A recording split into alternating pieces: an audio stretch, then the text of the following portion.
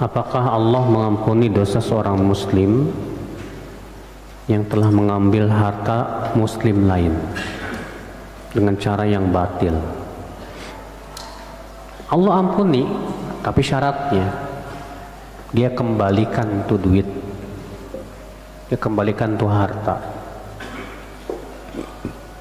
Ya, karena kata para ulama, orang yang mengambil harta orang, syarat diterima taubatnya adalah ya mengembalikan apa harta tersebut, harus ya. Kalau nggak dikembaliin cuma taubat doang nggak bisa, tetap akan di hari kiamat Allah akan ya bayar dengan apa namanya pahala-pahalanya. Ada seorang suami waktu dia menikah, dia meminjam uang kepada calon istrinya untuk beli emas sebagai mahar. Apakah mahar tersebut sah dan apakah nikahnya juga sah? Sah, dan dia wajib membayar hutang tersebut. Iya, karena kan dia minjemnya dulu sebelum dia jadi istri. Saya nggak punya duit, bisa nggak pinjemin saya duit? Pinjemin, udah beli. Kemudian nikahlah atas dasar mahar tersebut, sah. Cuma masalahnya wajib si suami itu untuk apa? Membayar hutang tersebut. Iya, nggak boleh misalnya dia mengatakan ini hutangnya saya kembalikan berupa mahar. Enak aja, karena mahar itu sudah hak siapa? Istri. Dan kewajiban bayar hutang tetap ada pada apa? Suami. Iya.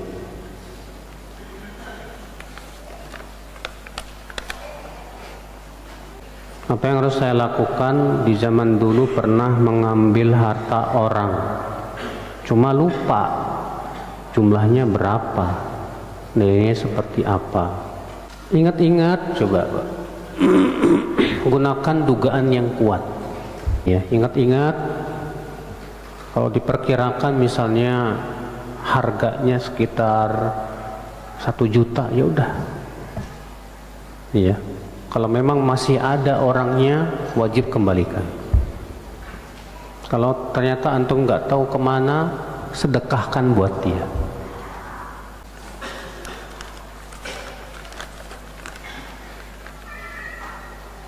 Bolehkah mendiamkan istri selama 1 bulan karena sang istri berbuat salah? Apakah ada batas maksimalnya? Bagaimana cara menasihati istri yang berbuat salah tapi malah balik marah sama suami, mendiamkan suami dan selalu mengulangi kesalahan yang sama?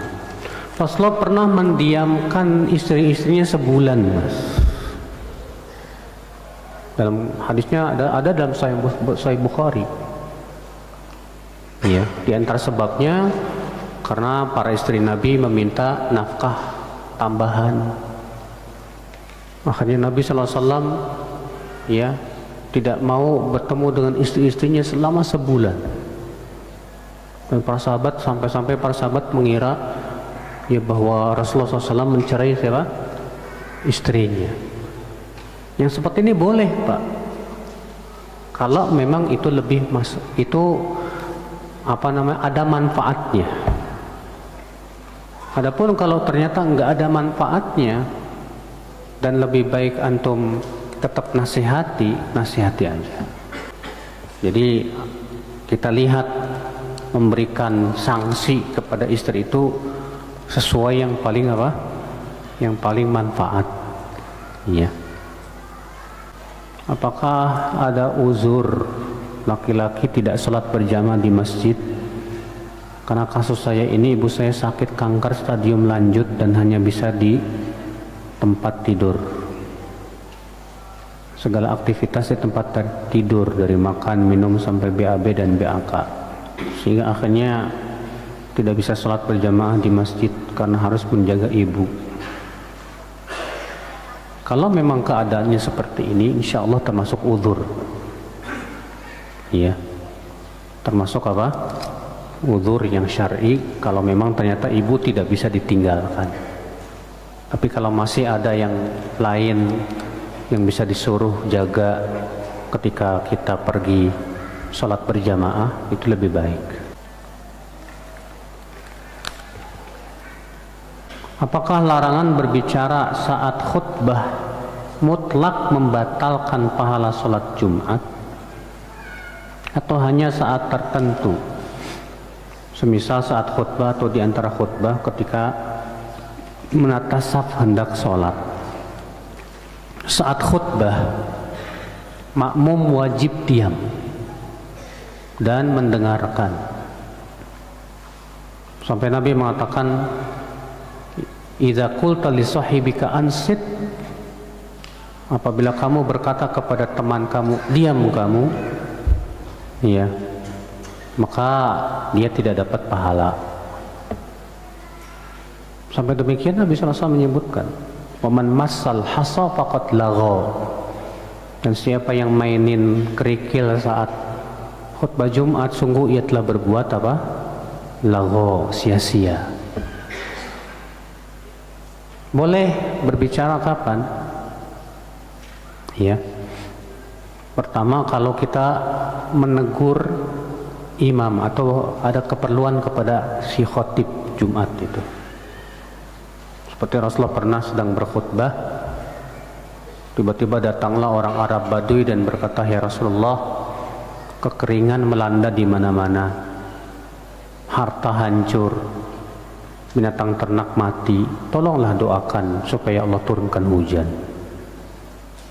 Waktu itu Rasulullah sedang khutbah Jumat. Maka Rasulullah kemudian mengangkat tangan, Allahumma aghithna, Allahumma aghithna. Iya. Juga Rasul demikian pula khatib menegur makmum. Pernah ada seorang sahabat masuk masjid dalam keadaan Rasul sedang khutbah Jumat. Lalu sahabat ini langsung duduk, gak sholat tahiyat masjid. Maka Rasulullah bertanya kepada dia, as-sallaita raka'atain, kamu sudah sholat belum 2 rakaat? Belum ya Rasulullah.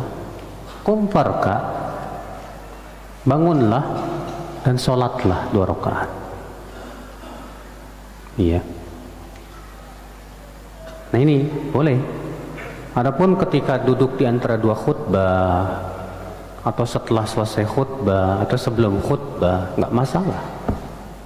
Iya. Yang tidak boleh itu saat sedang apa? Khutbah. Apakah keutamaan duduk tidak bergeser selepas sholat mutlak untuk orang yang tidak geser? Atau maksudnya selama berada dalam masjid? Kata Syekh Utsaimin, maksudnya selama dalam masjid. Jadi kalau misalnya antum habis sholat pindah ke suatu tempat, tapi di dalam masjid juga tetap masuk keutamaan tersebut. Iya. Saya menjaga ibu saya sakit kanker. Sewaktu tiba waktu sholat wajib, ibu saya bilang, nanti dulu nak, jaga ibu sebentar lagi. Kadang-kadang ya suka lagi suapin ibu saya, kadang-kadang beri minum. Saya bimbang mana yang lebih dahulu sholat. Emang sholat waktunya pendek banget ya. Kalau antum masuk waktu sholat, ibu minta disuapin, suapin ada dulu. Ya, suapin dulu ibunya, kasih minum, selesai baru pergi sholat. Ya, itu termasuk uzur syar'i. Demikian, wabillahi taufik, subhanakallah bihamdik, asyhadu an la ilaha illa anta, astaghfiruka wa atubu ilaik. Assalamualaikum warahmatullahi wabarakatuh.